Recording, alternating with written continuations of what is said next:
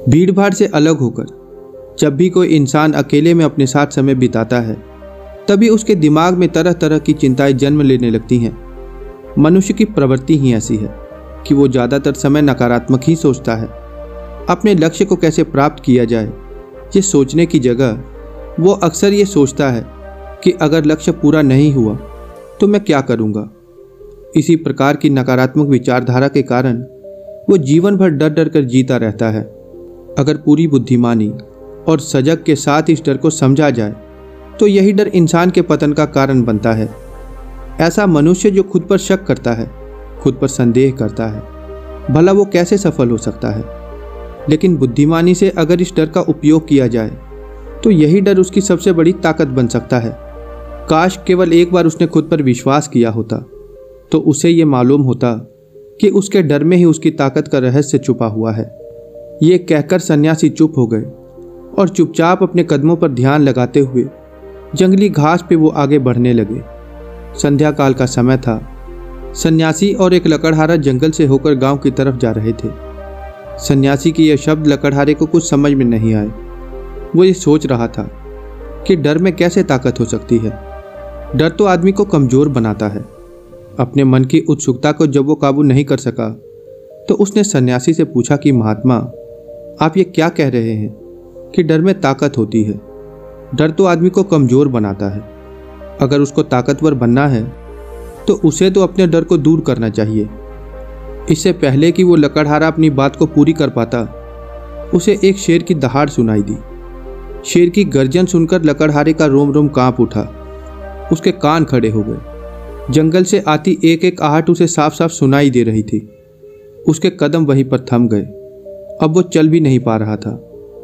उसे पता था कि उसकी थोड़ी सी हरकत उसकी जान को जोखिम में डाल सकती है। उसका दिल तो तेजी के साथ धड़क रहा था, लेकिन फिर भी वो अपनी सांसों पर काबू पाने का प्रयास कर रहा था। कुछ देर बाद जब खतरा टल गया, तब सन्यासी ने कहना शुरू किया। सन्यासी ने कहा, अभी जब तुम डरे हुए थे तो तुम्हारे शरीर का रोम रोम जाग गया था। जंगल से आ रही छोटी से छोटी आहट पर भी तुम्हारा ध्यान लगा हुआ था। तो इसी प्रकार अपने मन के डर के कारण तुम होश में आ पाए, तुम अपना पूरा ध्यान लगा पाए। इससे पहले जब तक तुम्हें शेर की दहाड़ सुनाई नहीं दी थी, तब तक तुम अपने विचारों में खोए हुए थे। लेकिन जैसे ही तुम्हें शेर की दहाड़ सुनाई दी, वैसे ही तुम्हारे सारे विचार गायब हो गए। तुम वर्तमान में उपस्थित हो गए। यदि तुम्हें अभी शेर से बचकर भागना होता या फिर उससे लड़ना होता, तो तुम्हें अपने शरीर की वो क्षमता देखने को मिलती जो आज तक जीवन में तुमने कभी भी महसूस नहीं की होगी। जब कोई कुत्ता तुम्हारे पीछे दौड़ता है, उस समय तुम्हारी जो रफ्तार होती है वो तुम्हारी आम जिंदगी से कहीं ज़्यादा होती है। साधारण जीवन में तुम इतने तेज नहीं दौड़ पाओगे जितना कि एक कुत्ते के सामने आने पर दौड़ोगे। ये ताकत, या कहें कि हमारे शरीर की जो क्षमता है, वो तभी देखने को मिलती है जब हमारा मन डर में होता है। किसी डरावनी परिस्थिति में हमारा मस्तिष्क और हमारा शरीर अपने उच्चतम स्तर पर काम करता है। जो काम तुम आम जिंदगी में नहीं कर पाते हो, वो तुम्हें डराकर कराया जा सकता है। जहाँ पर भी तुम्हें डर का एहसास होता है, वहीं पर तुम्हारी इंद्रियां पूर्ण रूप से सक्रिय हो जाती हैं। तुम्हारे कानों की सुनने की क्षमता भी तेज हो जाती है। तुम्हारी दृष्टि एकटक हो जाती है। तुम पूरी तरीके से सजग हो जाते हो। तुम्हारी सक्रियता बढ़ जाती है और जैसे जैसे वो डर खत्म होता जाता है, वैसे वैसे फिर से तुम सुस्त अवस्था में चले जाते हो। तुम सो जाते हो और तुम्हारी इंद्रियां फिर से आराम की स्थिति में चली जाती हैं। सन्यासी ने कहना जारी रखा कि परीक्षा के दिन से पहले जो याद करने की तुम्हारी गति होती है, वो साधारण याद करने की क्षमता से कहीं तेज होती है। सिर्फ एक बार याद किया हुआ तुम्हें परीक्षा के समय याद रह जाता है और तुम जानते हो कि ये सब परीक्षा के डर के कारण ही होता है। इसलिए डर को दूर करने की जगह इंसान को ये सोचना चाहिए कि वो अपने मन के डर को कैसे काबू पा सकता है। जिस प्रकार सुख और दुख, प्रकाश और अंधेरा एक ही सिक्के के दो पहलू होते हैं, उसी प्रकार डर और ताकत भी एक ही सिक्के के दो पहलू होते हैं। जिस प्रकार रोशनी के बिना अंधेरा पूर्ण नहीं होता, सुख के बिना दुख पूर्ण नहीं होता, उसी प्रकार डर के बिना ताकत का भी कोई महत्व नहीं है। लकड़हारा सन्यासी के बात से बहुत प्रभावित हुआ। उनके चरणों में नतमस्तक हो गया और उनसे पूछा कि महात्मा, अंधेरे को तो दिया जलाकर रोशनी से भरा जा सकता है, लेकिन अपने डर को ताकत में कैसे बदलें? कृपया करके इसके लिए कोई उपाय बताएं। इस पर सन्यासी ने कहा कि डर दो प्रकार के होते हैं, सबसे पहला मानसिक डर और दूसरा शारीरिक डर। सन्यासी ने लकड़हारे को समझाते हुए कहना शुरू किया कि मान लो तुम्हें जंगल से होकर गुजरना है और अचानक तुम पाते हो कि तुम्हारे मन में शेर का ख्याल आ जाता है। अभी तक प्रत्यक्ष रूप से शेर तुम्हारे सामने नहीं आया है, न उसकी दहाड़ तुम्हें सुनाई दी है, मतलब दूर दूर तक कोई अंदेशा नहीं है कि जंगल में शेर मौजूद है, लेकिन शेर का ख्याल आने से ही तुम्हारे मन में एक डर पनप गया। अब तुम्हारा उठने वाला एक एक कदम उसी डर से अभिभूत होगा। हर समय तुम्हारे मन में यही ख्याल आता रहेगा कि कहीं शेर ना आ जाए। ये शेर वर्तमान में तुम्हारे सामने नहीं है, ये तुम्हारी कल्पना मात्र है। ठीक इसी प्रकार जो मनुष्य अतीत और भविष्य की चिंताओं में डूबा रहता है, वो मानसिक डर का शिकार होता चला जाता है। इसी विडंबना के कारण वो अपने जीवन में जितने भी निर्णय लेता है, वो सारे मानसिक डर से ग्रसित होते हैं। इसलिए ज़्यादातर मनुष्य पूर्ण रूप से अपने निर्णय पर भरोसा नहीं कर पाते हैं, और यही निर्णय या फिर फैसले जो आधे मन से लिए जाते हैं, मनुष्य के कार्य को पूरा नहीं होने देते। लेकिन ये भी सत्य है कि मानसिक डर के कारण ही इंसान अपनी तैयारी पूरी करता है।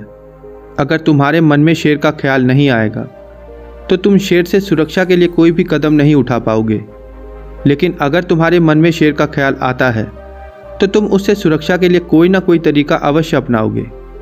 इसलिए मानसिक डर बेकार नहीं होता, वो आपकी सुरक्षा को और ज़्यादा मजबूत करता है। लेकिन समस्या तब शुरू होती है जब आप चाहकर भी कुछ नहीं कर सकते, लेकिन उसके बावजूद आप मानसिक डर को झेल रहे होते हैं। उदाहरण के तौर पर कुछ मनुष्य हमेशा ही ये सोचते रहते हैं कि उन्हें कोई बीमारी ना हो जाए, उनके साथ कहीं कोई दुर्घटना ना घट जाए, कहीं उनके साथ कोई धोखा ना कर दे। लेकिन इन सब घटनाओं पर उनका कोई जोर नहीं होता, ये उनके हाथ में होता ही नहीं। अगर दुर्घटना होनी है तो वो होकर ही रहेगी, अगर उसको बीमार होना है तो वो होकर ही रहेगा। अच्छा खान पान और अच्छी दिनचर्या का पालन करने के बाद भी अगर कोई मनुष्य बीमार हो जाता है तो ये उसके नियंत्रण के परे की बात है। अपनी तरफ से उसने पूरी कोशिश की और यही उसका कर्तव्य था, उसमें कोई कुछ क्या कर सकता है। जो घटनाएं इंसान की पहुंच से परे होती हैं वो उनसे भी परेशान रहता है, उनसे भी उसका मन घबराता रहता है, और यही मानसिक डर उसके पतन का कारण बनता है। यही मानसिक डर अगर सही तरीके से इस्तेमाल किया जाए तो मनुष्य समझदार और अनुभवी कहलाएगा। जो इंसान ये सोचता है कि कांटे सिर्फ दर्द देने के लिए बने होते हैं, वो ये भूल जाते हैं कि कांटे ही फूलों की रक्षा करते हैं। इसी प्रकार एक ज्ञानी मनुष्य कभी भी किसी चीज़ का उपयोग अपने सकारात्मक तरीके से कर सकता है, लेकिन एक अज्ञानी मनुष्य अपनी अज्ञानतावश उन चीज़ों को भी छोड़ देता है जो उसके लिए उपयोगी होती हैं। एक विवेकशील मनुष्य फेंके गए पत्थरों का भी महल खड़ा कर लेता है, लेकिन एक अविवेकशील मनुष्य उन पत्थरों को दूसरों पर फेंकता रहता है। अगर किसी मनुष्य को अपने मानसिक डर को ताकत में बदलना है तो उसके लिए कुछ नियम हैं, कुछ उपाय हैं। सबसे पहला उपाय, अपने विचारों का निरीक्षण करना। अगर हम अपने जीवन में अपने विचारों का निरीक्षण करेंगे तो हम पाएंगे कि ज़्यादातर विचार हमारे काल्पनिक होते हैं।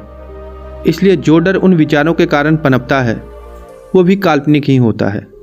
ज़्यादा सोचने वालों को जब सोचने के लिए कुछ नहीं मिलता है तो वो निरर्थक की बातों के बारे में सोचने लगते हैं और बेकार के विचार उसे और परेशान करते रहते हैं। साथ ही साथ उसके परिजनों को, उसके सगे संबंधियों को भी परेशान करते हैं। इसलिए ज़्यादा सोचने वाले इंसानों को ये समझना चाहिए कि मन में उठ रहे तमाम विचारों में से काम के विचार कौन से हैं और बेकार के विचार कौन से हैं। जो विचार निरर्थक हों उन्हें दूर करते जाओ, और जो सार्थक हो उन विचारों को गहराई से सोचना शुरू करो। तभी तुम्हारी समस्याओं के, तुम्हारी उलझनों के उपाय तुम्हें मिलेंगे। मानसिक डर को दूर करने का दूसरा उपाय है उनका सामना करना। इसका यह मतलब बिल्कुल भी नहीं है कि तुम शेर के सामने जाकर खड़े हो जाओ, बल्कि इसका मतलब तो ये है कि पूर्ण रक्षा के साथ तुम जंगल में जा रहे हो। यदि जंगल में जाना बहुत आवश्यक है तो तुम शेर के डर से अपने घर पर नहीं बैठ सकते। इसी प्रकार मनुष्य के जीवन में बहुत सारे डर होते हैं, जैसे कि परीक्षा का डर, लक्ष्य ना पाने का डर, झूठ बोलने का डर, सच के पता लग जाने का डर, अपनों को खो देने का डर, दुर्घटना हो जाने का डर। लेकिन जैसे जैसे समय के साथ इन डरों का सामना किया जाता है, वैसे वैसे ये डर जीवन से दूर होते चले जाते हैं। अगर तुम इनसे बचने का प्रयास करते रहते हो तो ये जीवन भर तुम्हें सताते रहेंगे। ये तभी दूर हो सकते हैं जब तुम इनका सामना करना सीख जाते हो। कुछ लोगों को तो दूसरों के सामने खुलकर बात करने में भी डर लगता है। ऐसे लोगों को अनजान लोगों से बात करनी चाहिए। जितना अधिक वो लोगों से बात करेंगे, उतना ही उनके मन का डर दूर होता चला जाएगा। मानसिक डर को ताकत में बदलने का तीसरा उपाय है अपने डर को स्वीकार करना। बहुत से लोग अपने जीवन में अपने डर को स्वीकार नहीं कर पाते।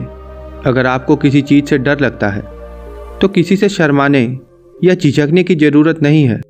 हर मनुष्य को, हर इंसान को किसी न किसी वस्तु का, किसी चीज़ का डर अवश्य होता है।